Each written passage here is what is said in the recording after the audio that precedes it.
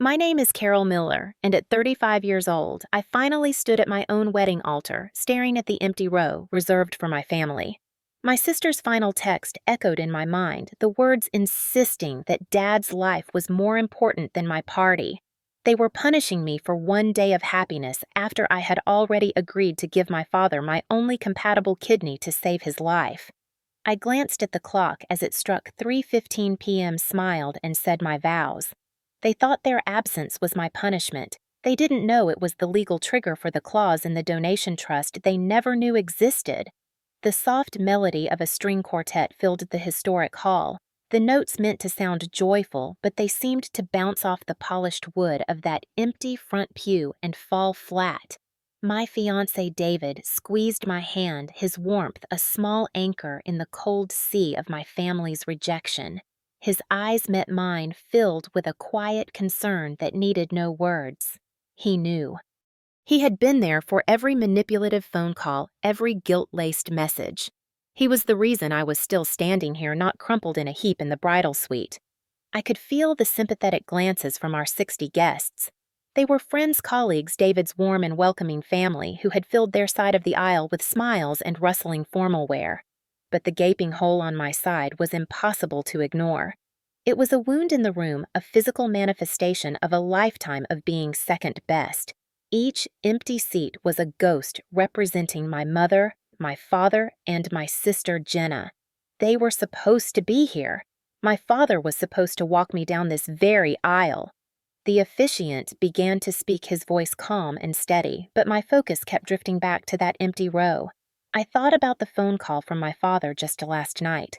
His voice was stiff, rehearsed, clearly fed to him by Jenna. He had told me that if I went through with this wedding, if I chose this one day for myself, then I was choosing to walk away from them. I had spent my entire life trying to earn their love, and in one afternoon I was finally accepting it was a price I could no longer afford to pay. David shifted slightly, bringing me back to the present. It was time for our vows. He went first, his voice unwavering as he spoke of his love and respect, promising to be my family, to build a home where my worth was never in question. As he spoke, something inside me settled. The ache in my chest didn't disappear, but it solidified into resolve. This was my future. He was my future. Then it was my turn. I took a breath, expecting my voice to tremble, but it came out clear and strong. As I recited the vows I had written, I felt a strange sense of clarity. The empty chairs no longer looked like an absence. They looked like a choice. Their choice. And it had sealed my own. When I finished, I looked from David's loving face to that vacant row one last time. They thought their absence was a punishment. They couldn't have known that in reality it was my permission. It was the key that had just unlocked everything. That strength I felt at the altar was not born in a single day of betrayal. It was forged over 2 decades of quiet sacrifice, of putting my family's needs so far ahead of my own that I almost forgot I had any. To understand the choice I made, you have to understand the life I lived before David, before the wedding, before the diagnosis that changed everything. It started long before my father's kidneys failed completely. It started with the slow, draining rhythm of dialysis. For years, every Tuesday and Thursday, I would leave my job as a high school teacher an hour early, drive across town to my parents' house, and take my father to the clinic. I spent countless hours in that waiting room with its sterile smell and the low, constant hum of machines doing the work his body no longer could. I learned to read the beeps and whooshes to know the difference between a routine adjustment and a drop in blood pressure.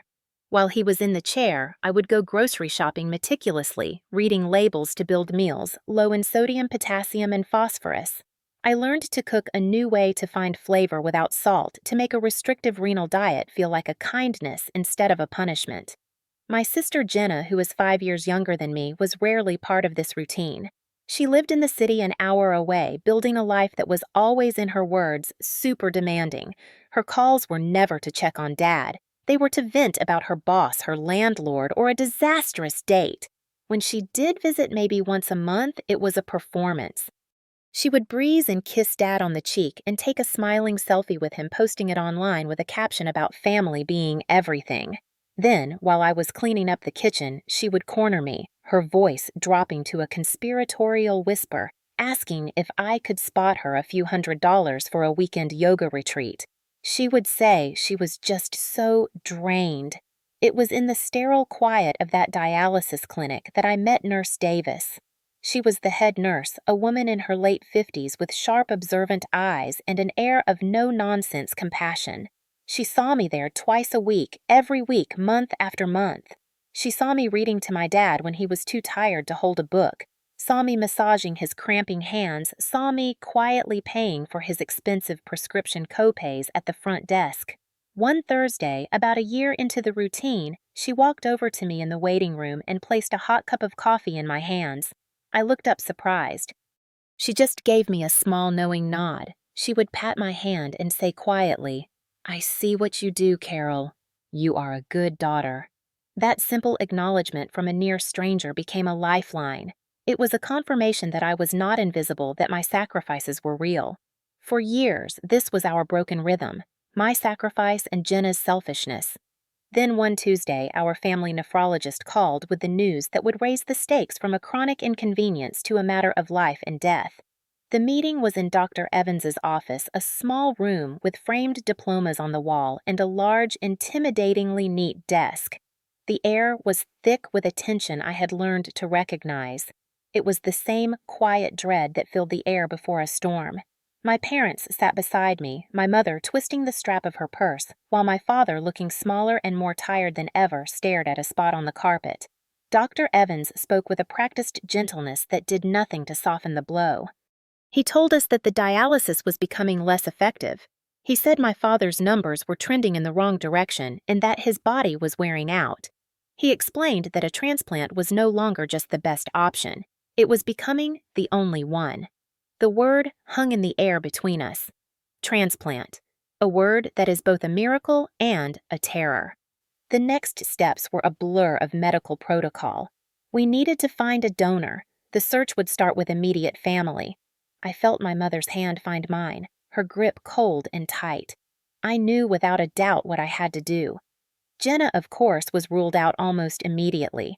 She claimed a vague medical issue from her past made her ineligible, an excuse we all accepted without question because it was easier than confronting the truth. My mother was not a match. That left me. I went through the rounds of blood tests, tissue typing, and psychological evaluations. A week later, Dr. Evans called me personally. I was a perfect match. I did not hesitate. Before he could even finish explaining the risks or the recovery time, I told him yes.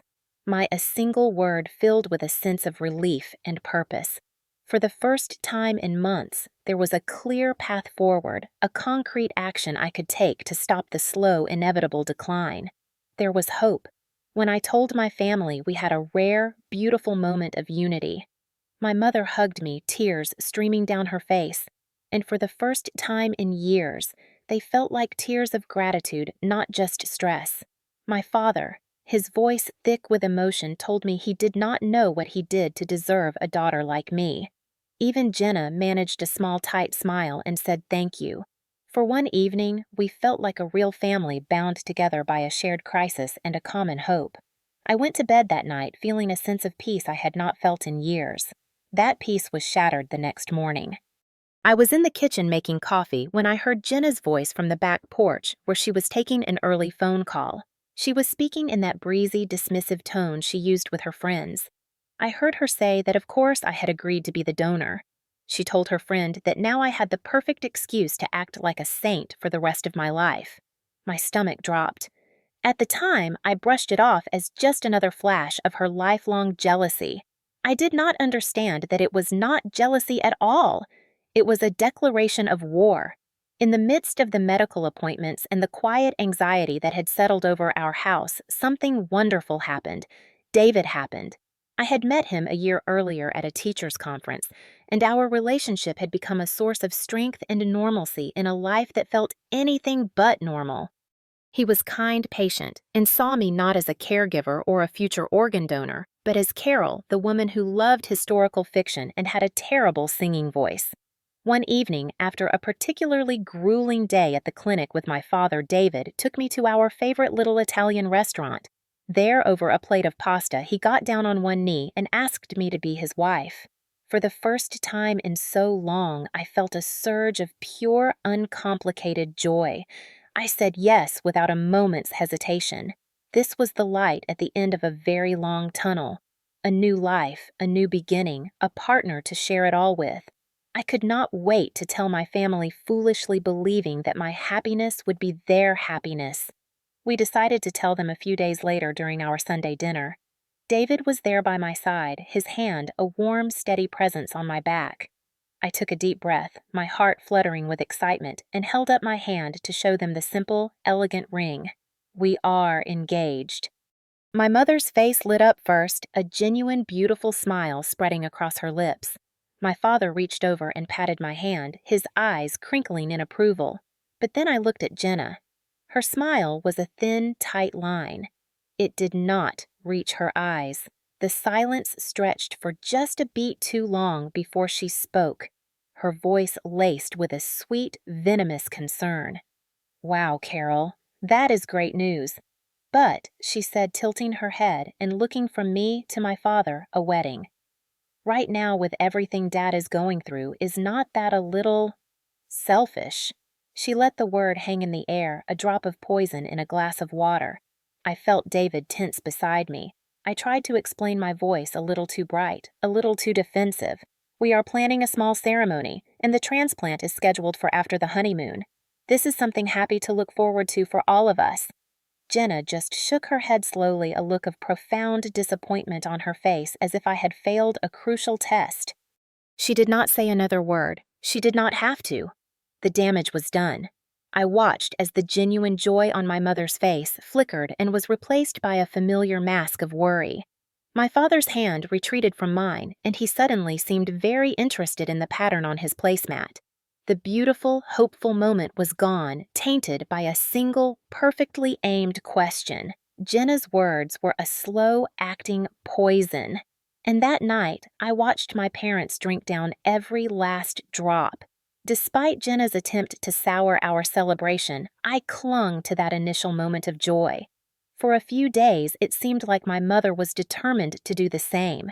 She called me the following week, her voice bright and full of the maternal warmth I had missed for so long. She wanted to take me wedding dress shopping that Saturday, just the two of us. It was a gesture so normal, so perfectly mother of the bride, that it felt like a dream. A small, fragile bubble of hope began to form in my chest. Maybe Jenna's poison hadn't taken root. Maybe my mother would choose to stand with me. That Saturday started beautifully. We went to a small boutique downtown, the kind with soft lighting and plush carpets. My mother was wonderful. She helped me into dresses, her hands gentle as she fastened the tiny buttons. She told me stories about her own wedding, about the simple dress she had sewn herself. When I stepped out of the dressing room in a classic off-the-shoulder gown, I saw tears welling in her eyes. "You look so beautiful," she whispered, her voice thick with genuine emotion. In that moment, sitting in front of the three-way mirror, I felt like her daughter again. I felt cherished. We decided it was the one. As we were paying at the counter, my mother's phone buzzed. She glanced at the screen and her face tightened. It was Jenna. She excused herself and stepped outside to take the call. I watched her through the shop window, her silhouette tense against the bright afternoon sun. I could not hear her words, but I could see her posture change. Her shoulders slumped. She began pacing her free hand, gesturing emphatically. The call lasted less than 5 minutes, but when she walked back inside, she was a different person. The warmth in her eyes was gone, replaced by a familiar, troubled look. The light had been switched off. She was quiet on the drive home, offering only one-word answers to my questions. Back at her house, as I was carefully hanging the dress bag in a spare closet, she came and stood in the doorway. She did not look at me, but at the white bag as if it were the enemy. "Carol," she began, her voice low and hesitant. "Jenna and I were just talking. We are so worried about your father. The stress of all this? It is not good for him." I waited, my blood turning to ice. She finally looked at me, her eyes pleading. "Honey, maybe it would be best for everyone if we just postponed the wedding, just for a little while, until after the surgery." The bubble of hope did not just pop, it shattered into a million tiny sharp pieces. In her eyes, I no longer saw my mother. I saw a soldier who had just switched sides, leaving me alone on the battlefield. I tried to reason with my mother after that day, but it was like talking to a stranger. Every argument I made was met with the same rehearsed line about Dad's health, about how I was not seeing the big picture. David urged me to stand my ground, reminding me that we had planned everything around my father's medical needs, not in spite of them. But the unified front of my mother and sister was like a wall I could not break through. And I soon learned that wall was about to get much higher. The call came on a Wednesday evening. It was Jenna, her voice a carefully crafted performance of panic. She said Dad had a bad turn. His blood pressure had spiked during his dialysis session, and the doctors were concerned. She told me it was the stress, the wedding stress. She said it was literally putting his life at risk. My first instinct was a rush of fear, followed immediately by a wave of suspicion. I offered to call Dr. Evans myself to get a clear report, but Jenna quickly shut that down. She said I would only agitate him further. She told me they were all at the house having a family meeting about what was best for Dad, a meeting I was not invited to. She said they would call me back when they had decided on a path forward. The phrase chilled me to the bone. They were deciding my future, my father's future, without me. I spent the next hour pacing my small living room, my mind racing. Part of me knew this was a manipulation, but the small, terrified part of me that had been a caregiver for so long could not ignore the possibility, however slim, that it was true. An hour later, my phone rang again. It was my mother's number, but when I answered, I heard my father's voice thin and strained. He told me I was on speakerphone. Jenna and my mother were there too. The air felt heavy like an ambush. My father cleared his throat and began to speak the words, sounding wooden, unnatural. He said they had all talked, and they had decided that the wedding was simply too much of a risk to his health. Then came the ultimatum delivered in his tired, defeated voice. He said I needed to make a choice. It was either the wedding or my family. The silence on my end of the line was absolute. I could hear them breathing, waiting for me to break, to cry to give in as I always had. But I felt nothing except a strange, cold calm. They were holding the kidney hostage. They were using the gift I was freely giving to blackmail me into giving up my own happiness. I said nothing. After a few more moments, I quietly ended the call. They had presented me with a choice, and in that crushing silence, I made my own. After I ended that call, I knew there would be no more discussion. The lines had been drawn. I sent a single clear text message to a group chat with my mother and Jenna. The message simply said that the wedding was proceeding as planned, that David and I were looking forward to our future, and that I hoped they would reconsider and be there to share it with us. I did not mention the kidney. I did not engage with their threats. It was a statement, not an argument. Then I silenced my phone. The next 2 days were a storm. My phone screen lit up with a relentless barrage of notifications. Dozens of missed calls from my mother, a string of increasingly angry and guilt-filled texts from Jenna accusing me of killing our father, of being a monster, of throwing away my family for a man I had known for barely a year. I did not read most of them. I saw the previews on my lock screen and simply swiped them away. Each deleted notification felt like I was breaking a single link in the chains that had bound me for so long. The final attempt came the night before the wedding rehearsal. I was at home with David trying to focus on our seating chart when my phone rang. It was my father's number. My heart lurched. This was the one call I knew I could not ignore. I put it on speaker so David could hear a silent partner in my corner. His voice was weak, filled with a manufactured sadness that I knew was not his own. I could almost picture Jenna standing over his shoulder, mouthing the words for him to say. He started by telling me how disappointed he was, how he never thought his own daughter could be so cold. He said my mother was a wreck, that Jenna was worried sick. He was painting a picture of a family in crisis with me as the sole cause. I listened in silence, my hand gripping David's so tightly my knuckles were white. Then he delivered the final blow. His voice dropped and he spoke the words that I knew would sever the last thread between us. He told me that if I walked down that aisle tomorrow, if I stood up there with David in front of all those people after he had begged me not to, then I should not consider them my family anymore. He said this was my final choice. The call ended. The silence that followed was the loudest sound I had ever heard. It was not empty. It was filled with the echoes of every sacrifice I had ever made, every holiday I had worked so my parents could rest every dollar I had given Jenna, every lonely hour in that clinic. And in that moment, something inside me did not just crack. It shattered. It was a clean break, a final, irrevocable severing. The grief was immense, a tidal wave that threatened to pull me under. But when the wave receded, it left something else in its place. A cold, hard clarity. The path forward was no longer complicated. It was brutally, terribly simple. The quiet that settled in my apartment after my father's call was absolute. David started to speak, his voice tight with an anger he was feeling on my behalf, but I held up a hand to stop him. There were no tears. The tidal wave of grief had come and gone, and what it left behind was not wreckage, but a foundation of cold, hard stone. The years of trying, of hoping, of bending myself into shapes that might be more lovable were over. My path forward was now perfectly, terribly clear. The next morning, I did not call my mother to plead my case. I did not text Jenna to argue. Instead, I went to my laptop and looked up the number for an estate lawyer I had used years ago to draft a simple will. I called her office and made an appointment for that afternoon, explaining that it was urgent and involved the creation of an irrevocable trust. The word irrevocable felt solid, permanent. It was exactly what I needed. Before the appointment, I had one more stop to make. I drove to the hospital using the excuse of a pre-op blood test I needed to schedule. I knew there was a chance I would run into Nurse Davis, and I found her at the main nursing station reviewing a chart. She looked up as I approached, her usual professional warmth softening when she saw me. She asked how I was holding up, her eyes full of a genuine concern that my own mother no longer possessed.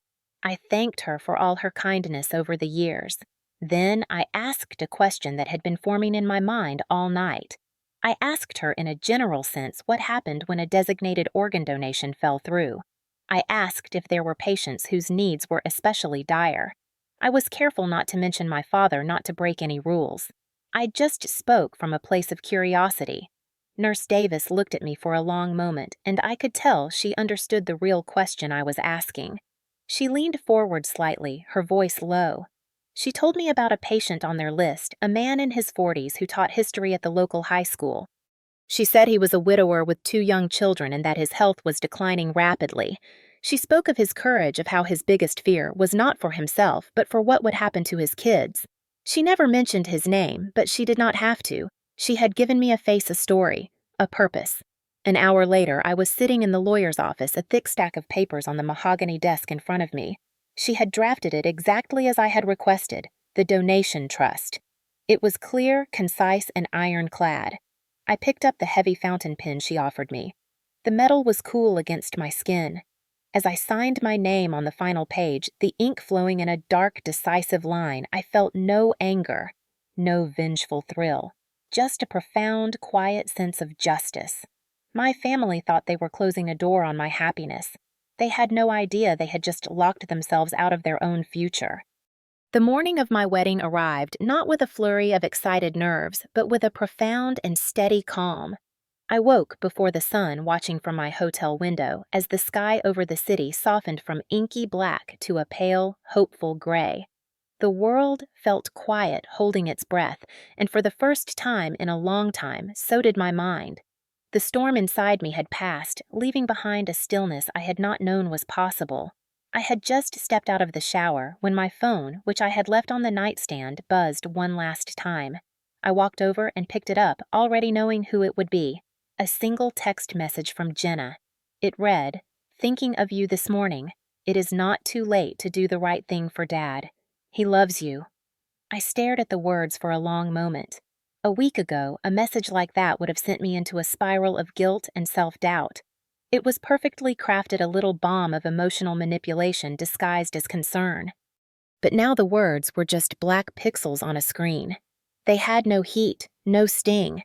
They were the last desperate shots fired in a war that for me was already over. My finger hovered over the screen and then I pressed delete. With the message gone, I powered the phone down completely and set it in the drawer of the nightstand. There would be no more communication, no more poison. My wedding dress was hanging in a protective white bag on the closet door.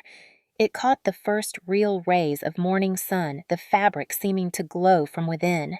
I thought of the day my mother and I had bought it that brief, beautiful afternoon of hope before Jenna had called and extinguished the light.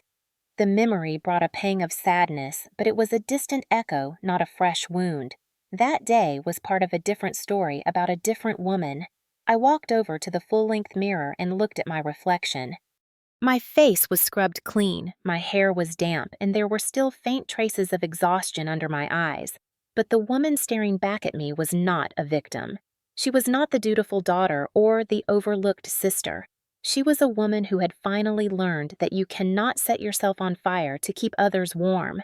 She was a woman who had chosen to save herself. There was a soft knock at the door. David's sister Olivia was here with coffee ready to help me get ready. The day was beginning. I took one last look around the quiet room, a silent farewell to the person I used to be. Today, I would walk down an aisle. I would marry the man I loved, and as I took my first step out that door, I knew with absolute certainty that today, I would finally be free. The ceremony began. David's father Robert stood beside me at the back of the hall, his presence a quiet statement of support. He offered me his arm, and I took it gratefully. As the music swelled, we started the slow walk down the aisle. I kept my eyes fixed forward, focused on David, who was waiting for me at the altar, his face a perfect picture of love and relief. I did not need to look at the guests to feel their eyes on me, to sense their quiet sympathy. I knew what they saw. They saw a bride being walked down the aisle not by her own father, but by her future father-in-law. They saw the gaping, painful emptiness of the front row on my side. Their pity was a tangible thing, a soft blanket of sorrow they were trying to wrap around me. But I did not need it. My calm was not a performance. It was real, earned in the fires of the last few weeks. As Robert placed my hand in David's, I gave him a small, thankful smile. He had stepped in to fill a void, a kindness I would never forget. As David and I turned to face the officiant, my gaze drifted for a moment over the assembled guests. And then I saw her. Sitting in the third row, dressed not in scrubs, but in a simple, elegant navy blue dress, was Nurse Davis. She had not been on our original guest list, but after our conversation at the hospital, I had sent her a personal invitation. I needed a witness. Not just a legal one, but a moral one. Someone who knew the whole story. She was not looking at the officiant or the floral arrangements.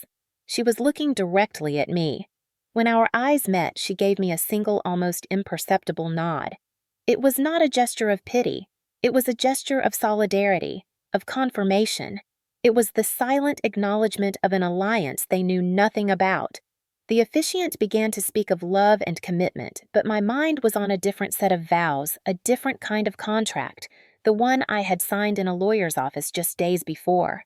As David and I exchanged our rings and repeated our vows, I was acutely aware of the time. The grand clock on the back wall of the hall read 3:15 p.m. At that exact moment, as I promised my life to David, I knew that another promise, another legally binding clause was being fulfilled. The conditions of the trust had been officially irrevocably violated. The consequence was now in motion. The reception was held in a beautiful high-ceilinged room at the same venue. Twinkling lights were strung from the wooden beams, and the tables were decorated with the simple arrangements of lilies and hydrangeas I had always wanted. The space was filled not with pity, but with a vibrant, uncomplicated joy. David's family and our friends created a circle of warmth so complete that the empty spaces left by my own family simply faded into the background. The evening passed in a happy blur. David's best man gave a toast that was both hilarious and deeply touching. His father Robert took me onto the dance floor for what he called a proper father-daughter dance, and I found myself laughing through tears of gratitude. I danced with David's uncles and his cousins, and I talked with friends I had not seen in years. Throughout it all, I never once mentioned the drama of the day. I did not have to.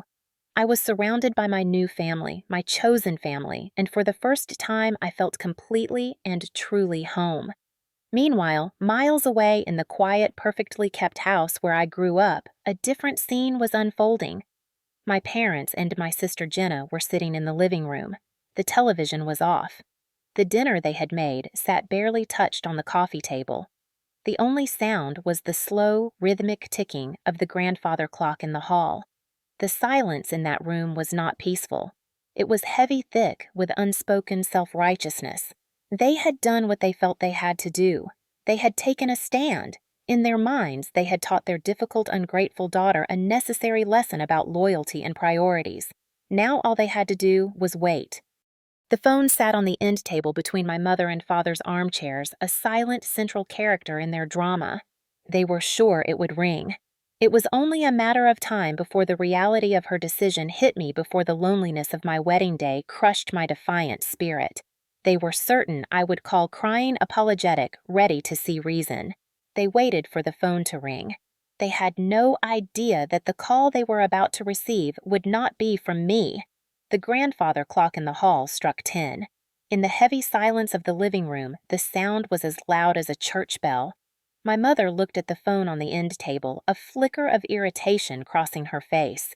My sister Jenna sighed dramatically and stood up to pace. She muttered that I was probably just trying to get as much attention as possible by waiting this long to call and beg for forgiveness. My father just sat silent, staring into the cold fireplace. And then it happened. The phone rang. A smug, knowing look was exchanged between my mother and Jenna. My mother let it ring twice more before picking it up a little power play to show who was in control. She answered with a simple, expectant hello. But the voice on the other end was not mine. It was a man's voice, calm, professional, and utterly unfamiliar. He introduced himself as Mr. Harrison, an attorney. He said he was calling on behalf of his client, Carol Miller. The smug look on my mother's face vanished, replaced by a confused frown. She put the call on speakerphone so my father and Jenna could hear. Mr. Harrison did not waste time with pleasantries. He spoke in a methodical, unflinching tone. He informed them that several days prior I had legally established an irrevocable trust, which he referred to as the donation trust. He explained that the trust was created to govern the conditions of my pending kidney donation to my father. He then laid out the terms with devastating clarity. He explained that Clause A of the trust stipulated that the donation was conditional upon the full and supportive presence of my immediate family, naming my mother, father, and sister at my wedding ceremony. He then explained Clause B.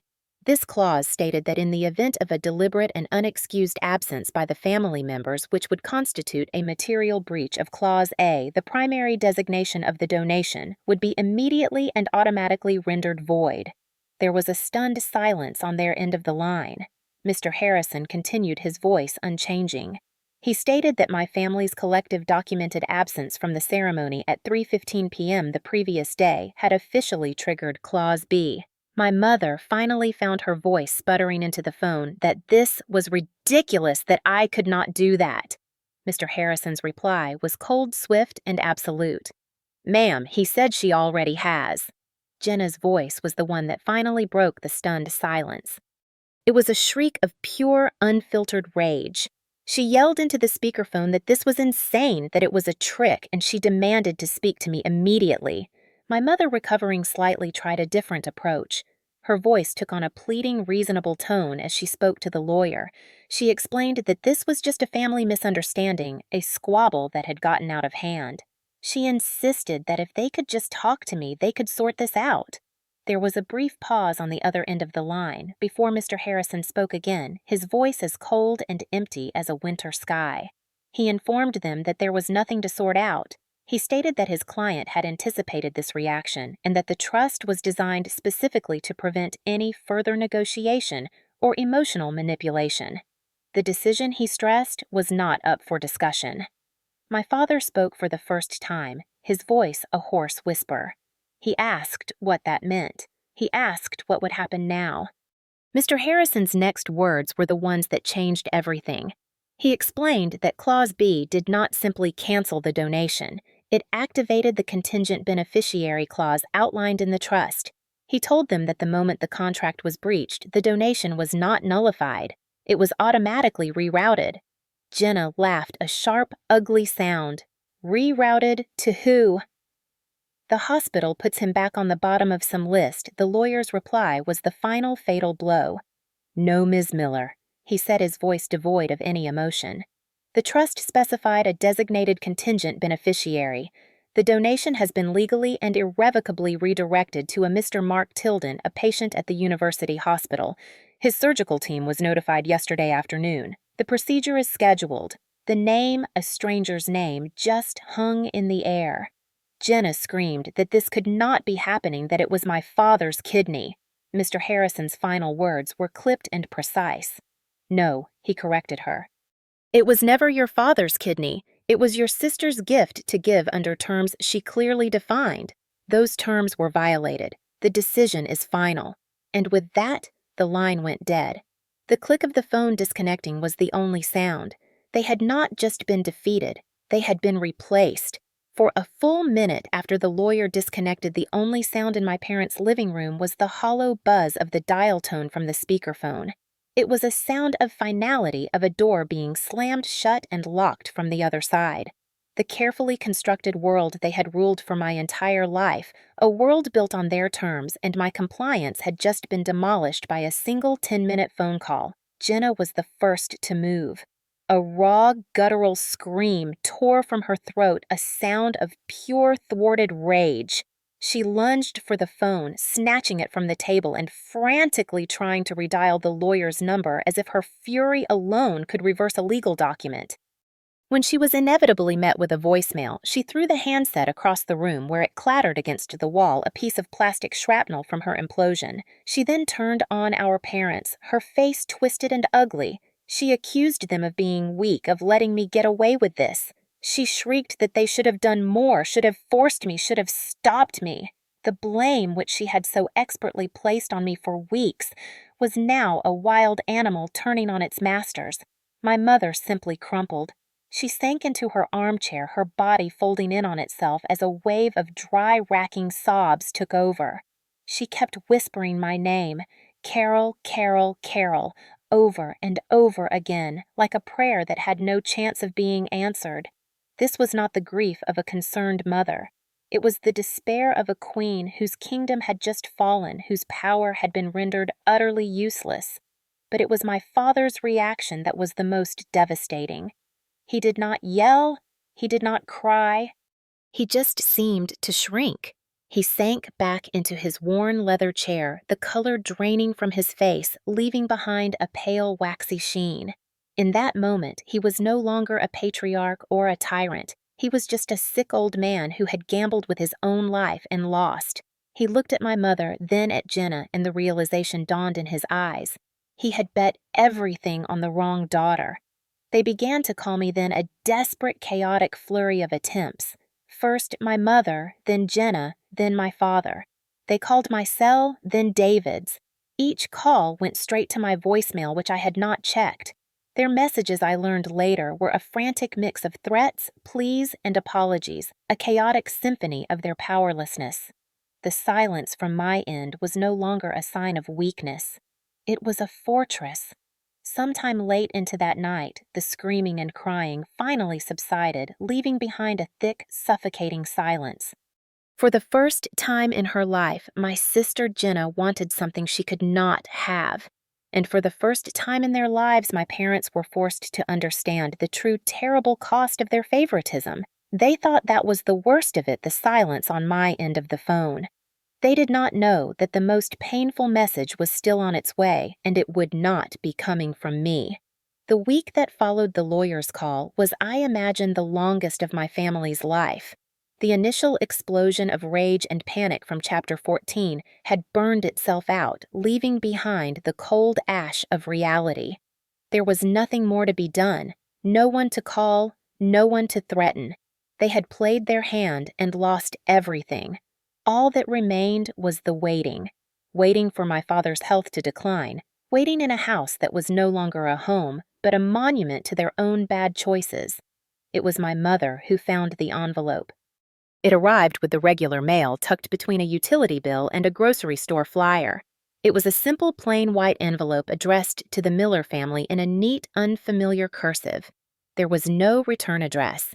She opened it at the kitchen counter, expecting perhaps another legal notice or an angry letter. But it was not a letter.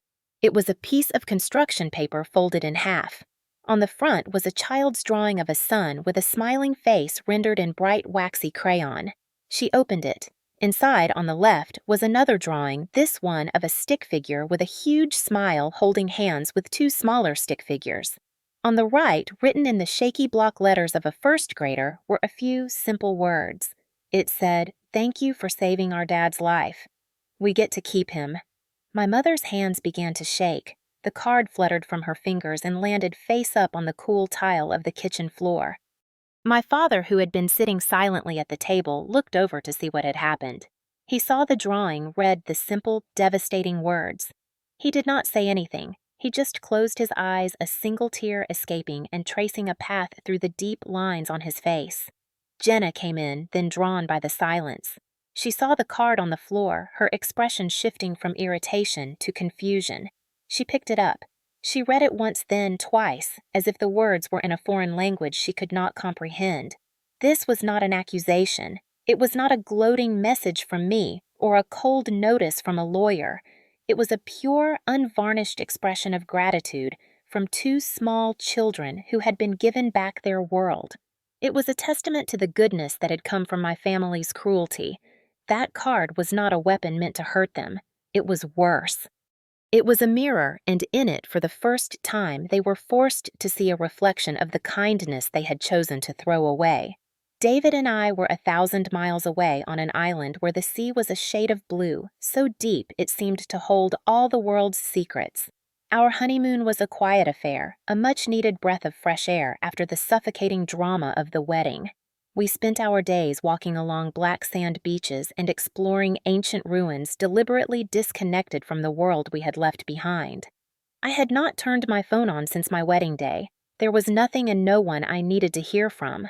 One morning, sitting on the balcony of our small villa overlooking the water, I finally felt ready. I powered on my phone not out of a desire to see the inevitable fallout from my family, but for one specific reason.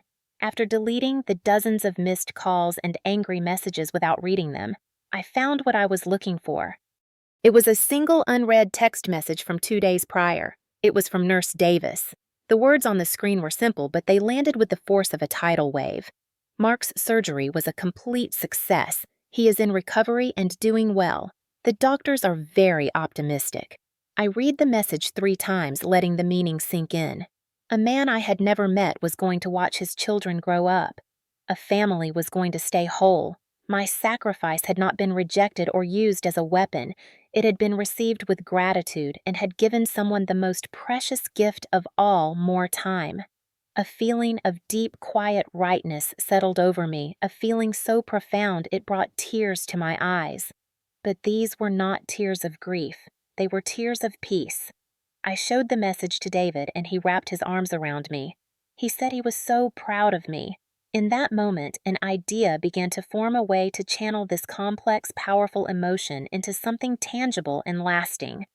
I thought about my colleagues at the high school, about the teachers who quietly struggled with their own health crises or family emergencies, often without a safety net. I thought about how much a little support, a little breathing room could mean to someone in the middle of a storm. I told David what I was thinking. I wanted to use a portion of the money we had saved for a bigger wedding, the one we never had to start a small foundation at our school. A fund that could offer modest grants to faculty and staff facing unexpected medical costs. It would not be much, but it would be something.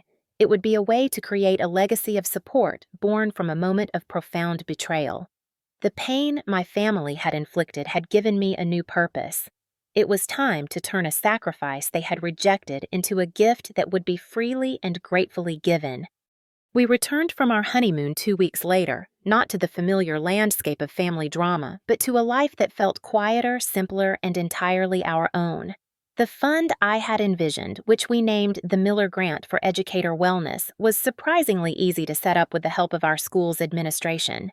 It was a small, quiet act, but it felt more meaningful than anything I had done in years. It was a way of planting a garden in the scorched earth my family had left behind. About a month after we returned, I received an email forwarded to me by Nurse Davis. It was from Mark Tilden, the history teacher who had received my kidney. His recovery had gone smoothly, and he was finally back home with his children.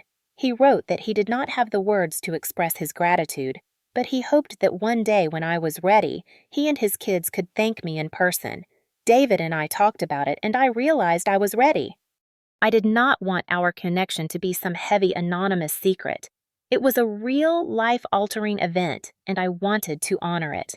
We arranged to meet at a local park on a sunny Saturday afternoon. I was nervous as we walked toward the designated picnic area. I did not know what to expect. Then I saw him. He was a man with kind eyes and a slightly shy smile, throwing a frisbee with a boy and a girl who looked to be about 8 and 10 years old.